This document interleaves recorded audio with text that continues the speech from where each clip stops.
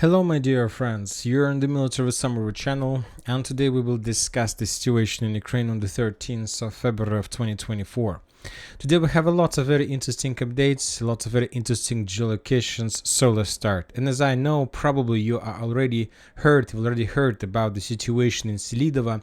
This is the small city and small settlement that located to the west of Avdiivka.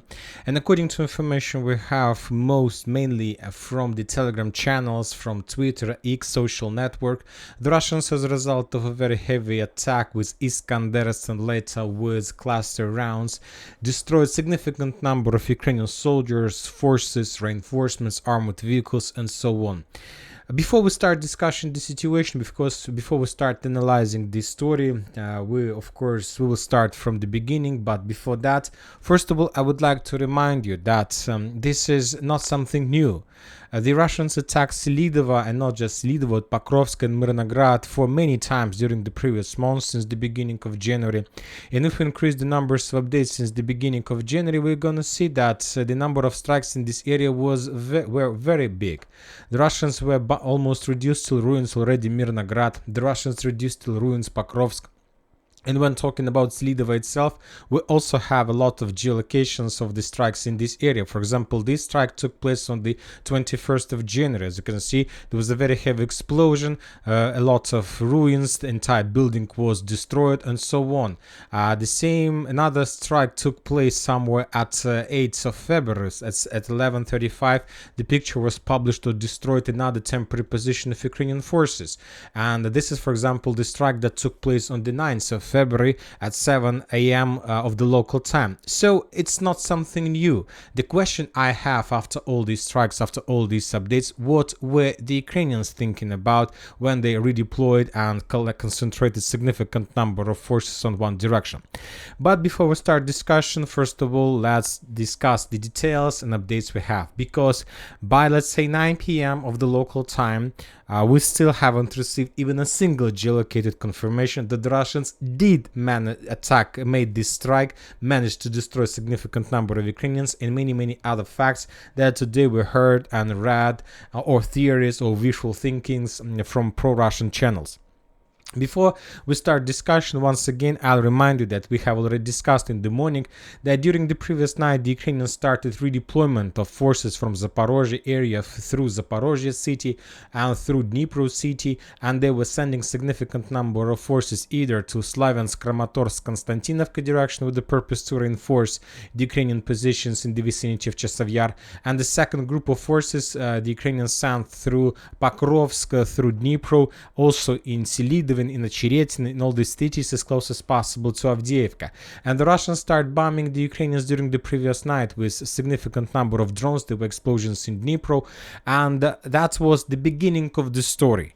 And very likely the Ukrainians concentrated some forces in this area with the purpose to start sending them to Avdiivka. And the first video we received from this area took place not even in Selydove or in the vicinity of the city. This is Selydove, by the way, but explosion took place. The video took place on the west from Kurakhova. For example, on this video we can see a very heavy and very big explosion. Maybe this video took place not even today, but this video was published by the Ukrainian soldiers. We see the Ukrainian convoy who was moving from one position to another, probably from some logistic, let's say, position in Vremivka tactical bridgehead in direction of Kurakhova, Marinka and Novomikhalovka. The armored vehicles, tanks and infantry were heading there, and the Ukrainians were making a video of a very heavy explosion. But this is not Selydove. Later, during the day, we got significant number of updates of Selydove itself, but once again, without any geolocated confirmation of anything. According to information we have, the strike took place somewhere at 10:30 or 11:30 of the local time. There was a very heavy explosion.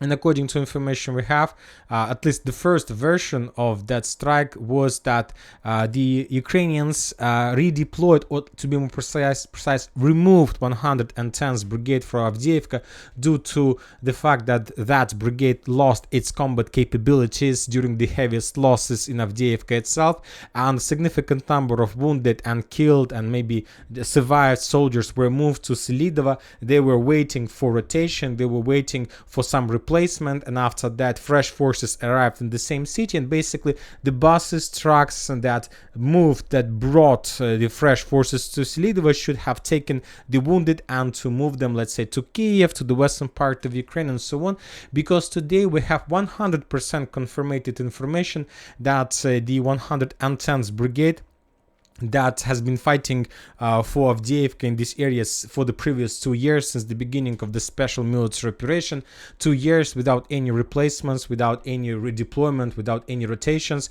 And today the official, let's say, the official speaker of this group reported that Ukrainian commanders took a decision to redeploy forces, to rotate forces, and to move these wounded and, let's say, exhausted forces as far as possible, and to replace them with the fresh forces.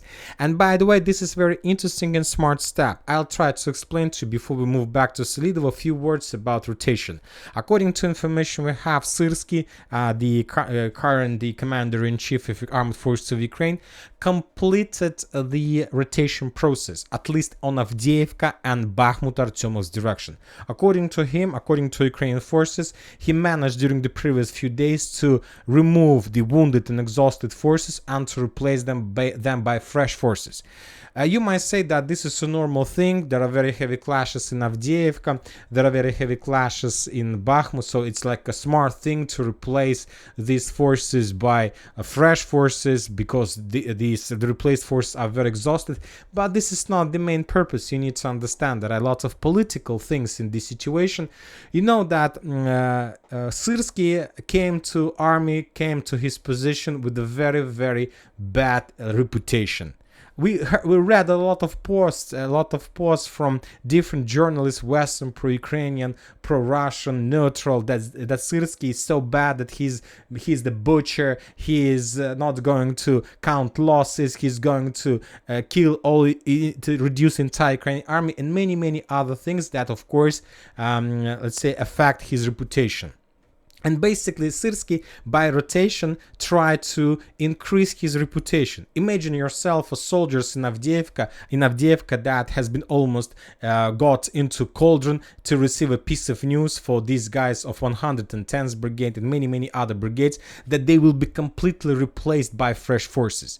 Imagine yourself their understanding of the situation and how happy they were. They were significantly happy, and of course this rotation situation increased the popularity and the ratings, or let's say love for Syrsky. Now he's like the best general for them. Every single sins he had in the past about butchers and many other things was completely reduced by this rotation. Now the soldiers that were removed from the line of combat contact and sent to Lvov, Kiev, at home, and many other places, they are completely in love with Syrsky, and now he's the best general and best commander-in-chief for him. And these people who were removed from the line of combat contact, will pray for Syrsky. They will pray for Syrsky and maybe kiss his legs or something. Sorry for this maybe not so good words, but I'm trying to explain you the feelings of the soldiers that were replaced from the Avdiivka cauldron, or from Chasiv cauldron, Ivanovska cauldron. And these forces, of course, will fight for Syrsky on, let's say, in Kiev, if something goes bad, let's say with the political situation and so on. So this is the situation about rotation. So we finished that, according to some sources, the Ukrainian concentrated the forces of 110th Brigade in Selydove, and they were waiting for some rotation. Later we got updates that as a result of strike, the Ukrainians, there was on this area, on the polygon in the area of Selydove, there were around 1,500 soldiers during the period of strikes, because there were two waves of strikes according to the Russians. As a result of first wave, they managed to attack and damage the area with significant concentration of Ukrainians, up to 1,500. And when the Ukrainians start evacuation, when starting, let's say, trying to get wounded, trying to get dead and something like this, the Russians made the second strike, and as a result of a strike of the second wave of attack, additional hundreds of Ukrainians were additionally criminally killed and wounded or something like this, but yet without any geolocated or video confirmations. And at some point of this discussion, at some point of this story, I found myself in the situation when it was like a situation like we was like a game. Who gives more losses from the Ukrainian side? One sources were saying at the beginning about tens of losses and hundreds of wounded. Then there was updates about hundreds of losses and thousands of wounded. So, and every single hour we were receiving more and more losses from the Ukrainian side without any geolocated confirmation. So that was very weird. And obviously the rising of the numbers of losses stopped when the Ukrainian military authorities, when the Ukrainian Minister of Defense published important notes about the situation. They reported that all these updates about the strikes in Selydove were fake. Nothing like that happened. I'm not saying that Ukrainians are saying the truth or the Ukrainians are lying. I'm just trying to say that we still haven't received even a single geolocated confirmation of that strike. But some Ukrainian authorities confirmed that strike, that something like this took place in Selydove, and we are waiting for the Ministry of Defense video from the Ministry of Defense, or at least we are waiting for report of Ministry of Defense of Russian Federation for the 14th of February. From maybe tomorrow they will include the numbers and some information about that strike. But important thing, right before, like a few hours before I start making this video, we received a strike from Selydove area, but not in Selydove, but in the village by the name of Tsukurina, that located, let's say, a few kilometers to the south. It's like 5 kilometers to the south from Selydove. The Russian sources published the video of strikes against the Ukrainian positions in this area. On this video, for example, we can see the Russian reconnaissance drones that were flying above this territory. We can see significant number of Ukrainian personal carriers, armored vehicles, trucks, maybe 1, 2, 3, 4, 5, 6, 7, 8 trucks, few light vehicles, and the Russians start bombing this area first with the cluster rounds. We saw the strikes of cluster rounds. Then the Russians start bombing this parking with armored vehicles by artillery. And you know that's very likely that all these trucks were, let's say, abandoned, not abandoned, but were damaged or something like this. We can't tell for sure that this is like a real attack or something like this. And one building was damaged as well. And according to calculations, raw calculations, as a result of those strikes, the Ukrainians very likely lost 2 armored vehicles, 2 BMP, 4 trucks with ammo and, let's say, equipment, 2 buses and 4 light vehicles with the personnel, 1 ammo depot, and not more than 30 soldiers. So you see that it's obviously not 1,500 that was described by the Russians, but this is not Selydove as well, because the thing is that most of the evidence, there's like few evidence of the strike that took place in Selydove, and we're talking about the Telegram channels, the local Telegram channel. There is a local Telegram channel by the name of Kurakhova Selydove Pokrovsk. So this is the Telegram channel that described the situation in the cities like Kurakhova area, Selydove, this is Selydove, and Pokrovsk. So like a small region was described in one Telegram channel. Let's say some ads, some commercials, some updates, some news, where you can find job, where is evacuation, where you can find some help, some aid from the West, let's say some explosions, and different information about the region. Local Telegram channel.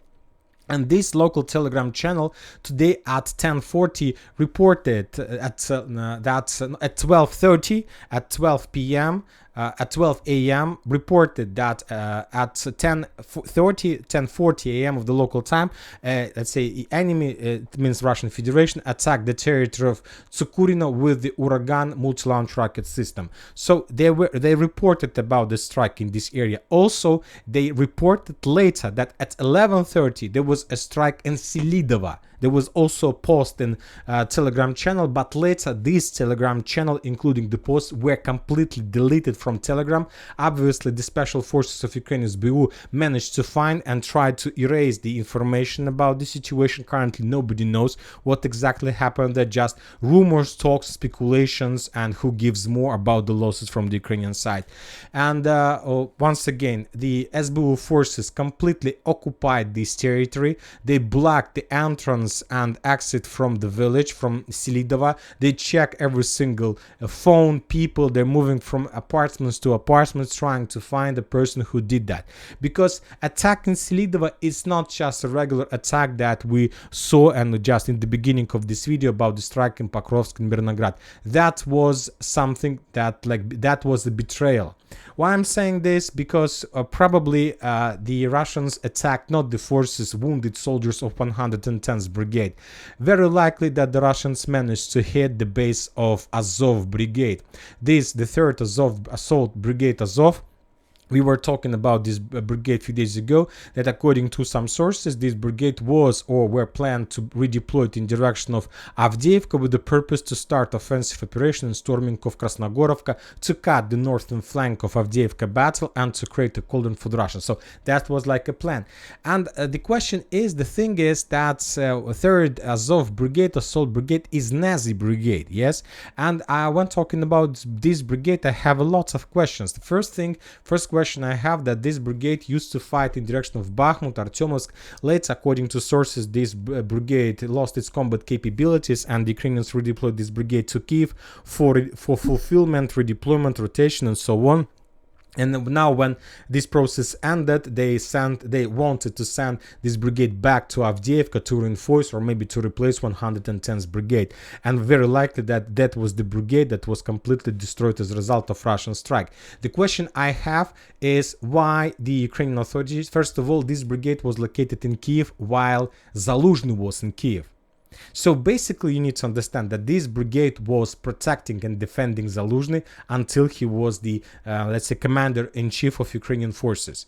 After he was dismissed and after Syrsky was appointed on this position, the next few days later, this brigade was redeployed to Avdiivka and was completely destroyed as a result of, very likely, and according to speculations and rumors, this brigade was destroyed as a result of Russian strikes. So a lot of interesting things, and an important thing about Zaluzhny, once again today we got very important information of him that he joined the political party in the Ukrainian parliament by the name of European Solidarność, and this brigade is ruled and under control of the former president of Ukraine, Poroshenko. So we can see that today there is a union, a political union between the commander-in-chief of Ukraine Armed Forces, former commander-in-chief and former president of Ukraine, Poroshenko and Zaluzhny. And obviously they are going to make some power against Zelensky. And as I understand, they were planning to base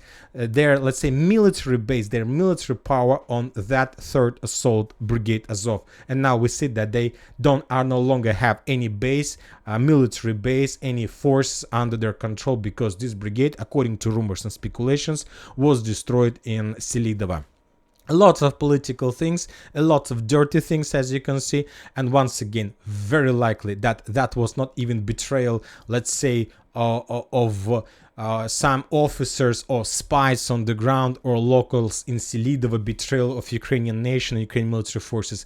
Very likely that was betrayal of Syrsky or somebody or Zelensky of this Azov brigade, and that was just a trap and purpose, an attempt to remove the forces that can, let's say, support the Zaluzhny or Poroshenko himself, because the 3rd Azov Brigade, probably one of the brigades that can at any point of the special military operation to leave their positions and to move back to Kiev and to make a military coup. And now there is no such a forces or power in Ukraine. So we, of course, lots of information, we need to analyze everything, but something interesting and not just like a perfect and excellent job of Russian reconnaissance was like the results of all these things. Obviously there was a betrayal among the Ukrainians. Now let's move to Avdiivka itself. We continue receiving a lot of updates. Once again, very likely that we are no longer going to see 110th Brigade in Avdiivka. This brigade has been fighting in this area since the beginning of the special military operation for 2 years, but obviously due to loss of the combat capabilities and damage by the Russian forces, the Ukrainians took a decision to remove them. When talking about the progress in this area, right before I start making this video, I start receiving updates that the Russians managed to establish control over gas station, this is very important update. Probably you have already seen this report, and maybe by the time you see this video you're going to receive more details and clarifications about this report.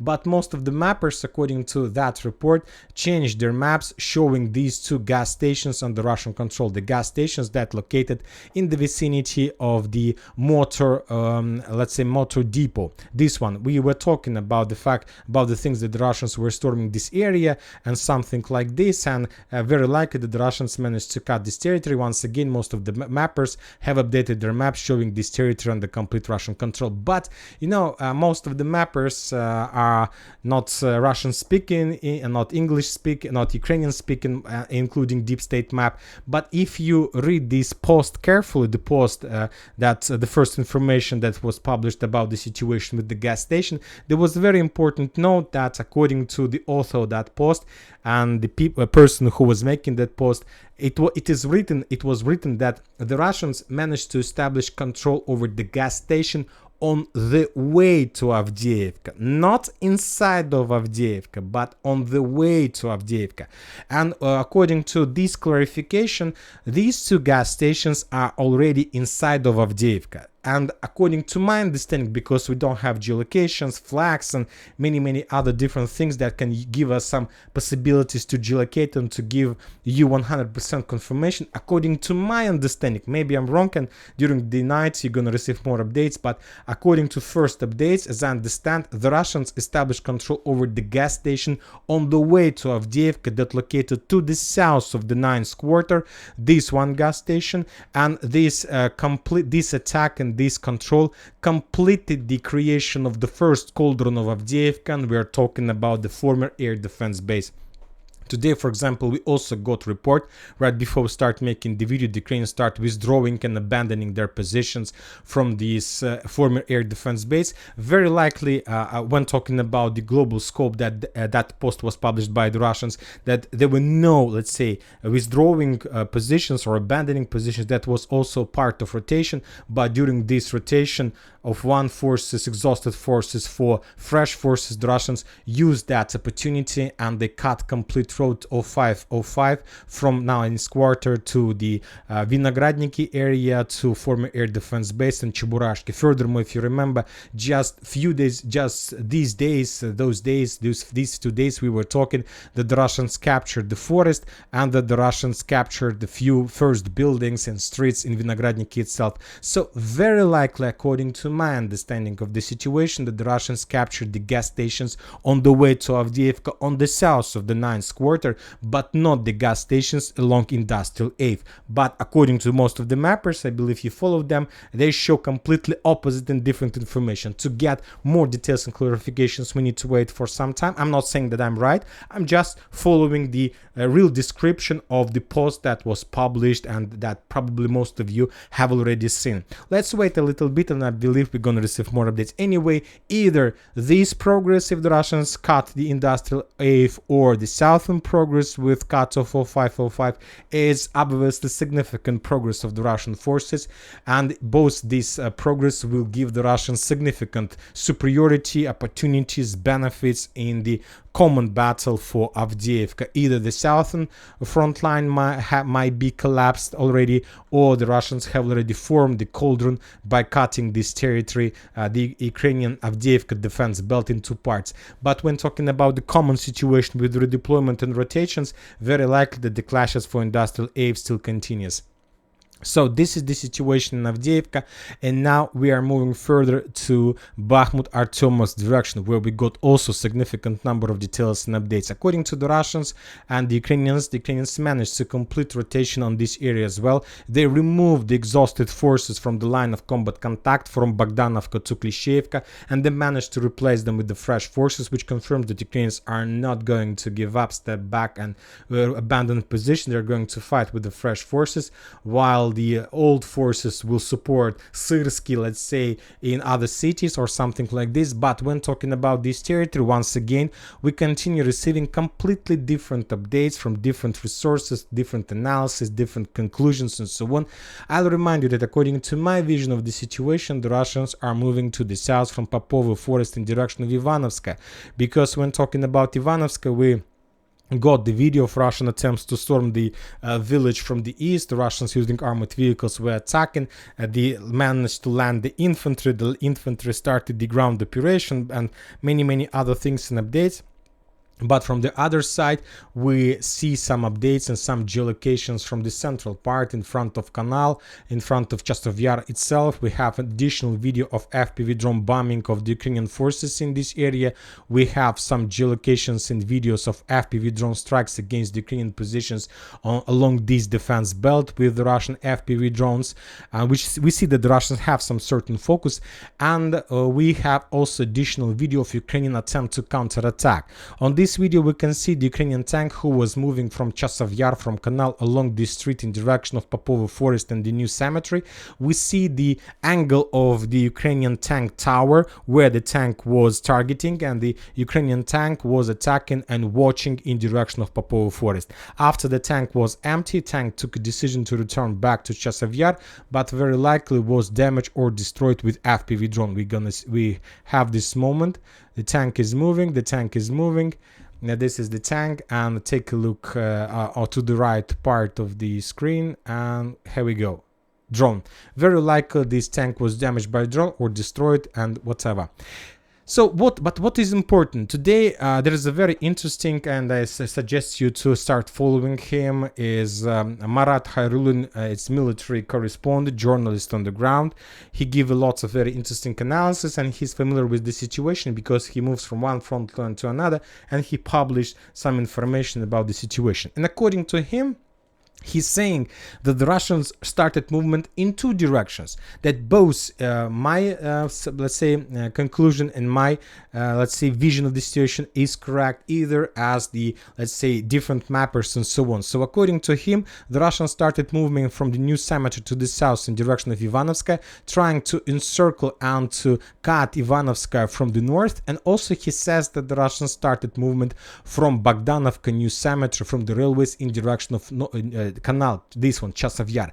But he made very important point, and if you have access to the map, you can find this post. You can subscribe him to on his channel, Telegram channel. He wrote very interesting thing, that the Russians, I will let's say, I will translate to you, and you will get better understanding of the situation. He says that the Russians started an unexpected attack along the railways and 0506 road in direction of Canal, and as a result of that attack, the Russians managed to get as close as possible to Chasiv Yar, and currently there are very heavy clashes in the residential area of Chasiv Yar that located to the northeast of Chasiv Yar of the Black Canal. So according to him, somehow, I don't know how, we don't have geolocated proofs or any other things that can confirm this. I will just add this on the map and you will understand what he was talking about. According to him, the Russians somehow managed to penetrate this defense belt to enter this forest, and currently there are very heavy clashes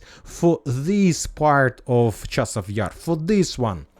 So the Russians were attacking not along 0506, not along these strongholds and, let's say, tactical, strategical defense belts, not through Bogdanovka, trying to, let's say, to bypass something like this or whatever, like this. No, the Russians attack along the railways, entered the forest. Maybe it was like reconnaissance operation, some special forces, and currently there are very heavy clashes somewhere here. So the Russians moved like this, something like this, maybe a little bit to the north, to the south, and now there are very heavy clashes exactly for, let's say, the railway station, 36 kilometers. So here, and the Ukrainians are here as well. And the main purpose is that the Russians are trying to develop this attack further and to move to Canal, let's say, from this direction, and to bypass the main Ukrainian defense belt from the north. So this is exactly the situation, according to him, that currently take place in this area. And he says a very important important thing that this part of canal,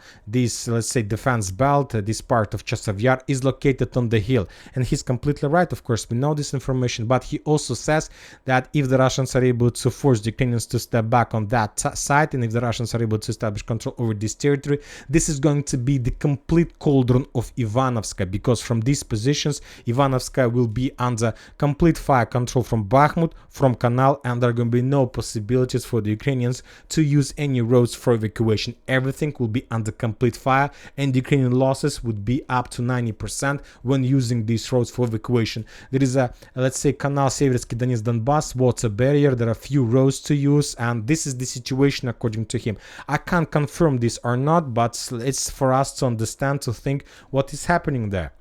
When talking about, once again, about the mappers and a few things more about geolocations and my strategy to update the map just based on geolocation. If you remember, according to most of the mappers, including pro-Ukrainian, pro-Russian, neutral, and so on, the Russians, as a result of offensive operation, managed to establish control over Popovo forest, over the defense belt onto the south. So every single square meter of this territory is under complete Russian control, according to the most of the mappers. But to tell the truth, today the Russians themselves published the video of very heavy clashes. On this video we can see some landing operations, some Ukrainians arrived, and we see some video from the Russian side how they were bombing the tree line from Chasiv Yar to Popovo forest. This is this let's say, tree line. The Russians were bombing this heavily, and the next episode is FPV drone bombing of Ukrainian positions somewhere. But in the end of the video, the very long video, 3 minutes of Russian FPV bombing, and the last scene show was the area of bombing. You see this. So according to this video, the Russians don't have 100% control over Popovo forest. The FPV drone bombing took place somewhere here. The Russians were bombing the Ukrainians in this area. So very likely that the Russians do have some control over Popovo forest, but the Ukrainians as well do have possibilities to enter, to send forces. So this area very likely is in the gray zone. So this is about geolocations and updates of map based on just Telegram works and the Twitter X social network works. It's better to stick to geolocations. So if you understand what I'm trying to tell you.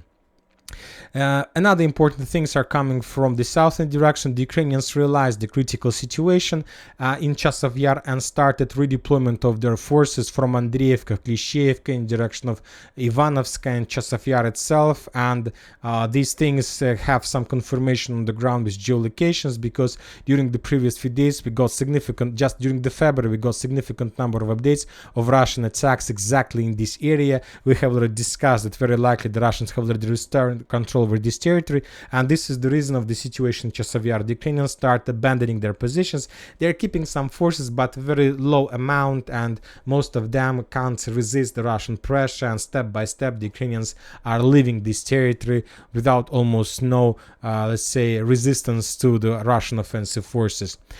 When talking about Bogdanovka, Bilogorovka, we have few details also from the same journalist, from the same military correspondent Marat Harulin. He says that the Russians entered Bilogorovka without any geolocated confirmations, and he repeat the same things that we used to hear from different mappers, that the Russians currently control few streets. The only thing he mentioned is some details. According to him, the Russians managed to establish a control over the church in Bogdanovka, and that the Russians are about in 500 meters from the town hall of this village, of the settlement. So few details, deeper details that can give us better understanding of the situation. The Russians captured the church and they're in 500 meters in front of the town hall of Bilogorovka.